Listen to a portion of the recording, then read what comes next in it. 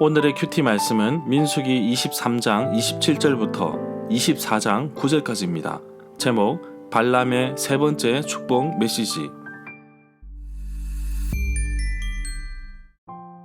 먼저 앞뒤 문맥을 살펴보겠습니다.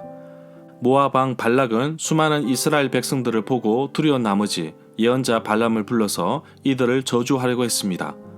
그러나 하나님께서는 발람에게 함부로 말하지 말 것을 여호와의 사자를 통해 말씀하십니다.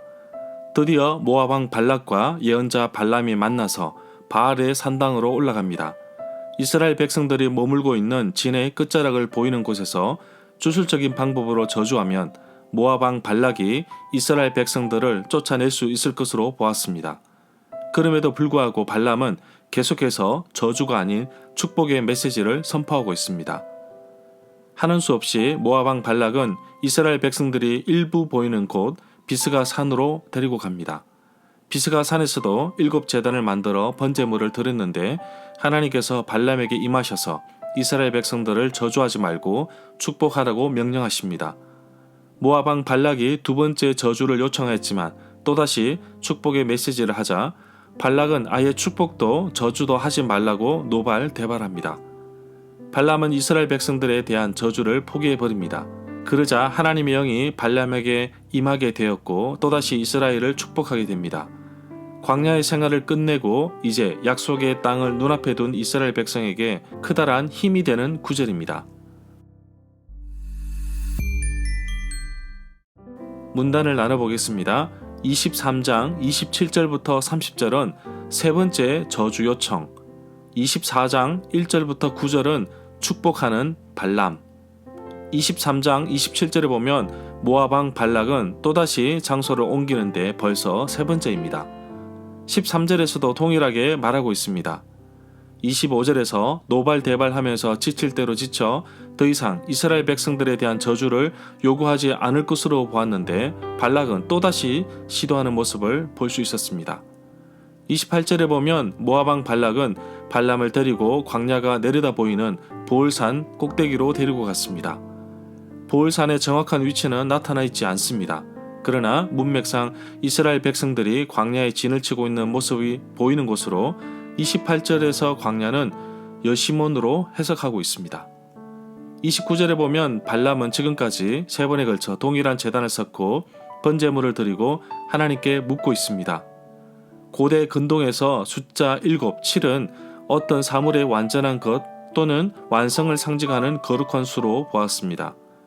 엘리사가 나만 장군에게 요단강에서 7번 씻으라는 것처럼 여리고 성을 7번 도는 것처럼 사용되었습니다. 24장 1절에 보면 예언자 발람이 자기가 이스라엘에게 축복하는 것을 여호와께서 선하게 여기심을 알고서는 매번 전과 같이 점술, 마술을 쓰려 하지 않고 대신 그의 얼굴을 광야 쪽으로 돌렸습니다. 지난 두 차례에는 번제물을 드리고 나서 모압 왕 발락은 번제물 곁에 있게 하고 예언자 발람은 따로 다른 장소에서 여호와의 말씀을 들었습니다. 발람이 얼굴을 돌린 광야는 사해 북쪽 끝에 있는 요단 계곡 황무지를 가리킨다고 할 수 있습니다. 2절에 보면 발람이 눈을 들어서 이스라엘 백성들이 지파별로 진을 친 것을 보았습니다. 그때 하나님의 영이 발람에게 임하였습니다.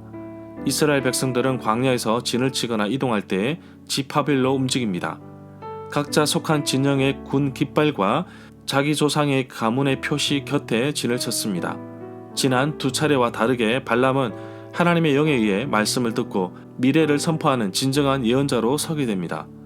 하나님의 영이 발람에게 임하였기 때문에 더 이상 주술이나 점수를 사용하지 않아도 충분하게 하나님의 뜻대로 이스라엘을 축복할 수 있었습니다. 7절에 보면 갑자기 아각 왕을 언급하는 것은 아말렉 왕 아각이 특별히 강한 이웃 나라였기 때문입니다. 20절에서도 또다시 언급하고 있습니다. 아각은 아말렉 왕인데 사울이 아말렉 왕 아각을 사로잡고 모든 백성들을 진멸하였지만 사울은 아각 왕과 살찐 양과 소를 남겨두었다가 사무엘을 통해 여호와의 징계의 심판을 듣습니다. 또 아각 왕을 살려주어 완전히 진멸하라는 명령을 어겼습니다. 9절에 보면 예언자 발람의 마지막 선언은 마치 창세기 12장 3절의 언약을 떠올리게 합니다. 사자로 표현하고 있는 것은 강하다는 의미를 부각하는 것인데, 이러한 표현은 창세기 49장 9절에서 야곱이 유다에게 축복하였던 표현에서도 나옵니다.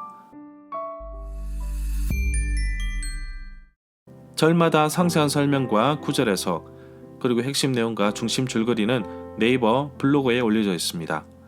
내게 주시는 교훈입니다. 두 번째, 비스가 산에서 발람이 또다시 축복을 하자 모압 왕 발락은 노발대발하면서 축복도 하지 말고 저주도 하지 말라고 화를 냈습니다.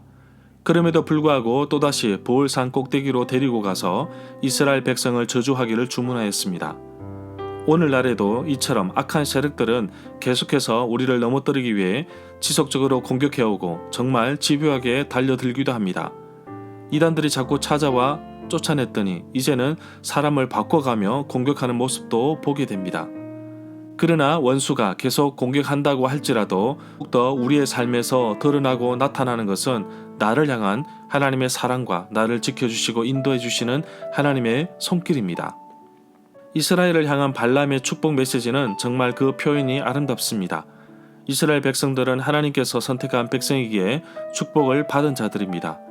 오늘날 예수 그리스도를 나의 구주, 나의 하나님으로 영접한 하나님의 자녀들에게도 동일한 축복을 받을 특권이 있음을 보게 됩니다. 하나님의 복을 받은 성도라면 이제는 그 받은 복을 다른 사람에게 흘려보내는 축복의 통로가 되어야 하지 않을까요?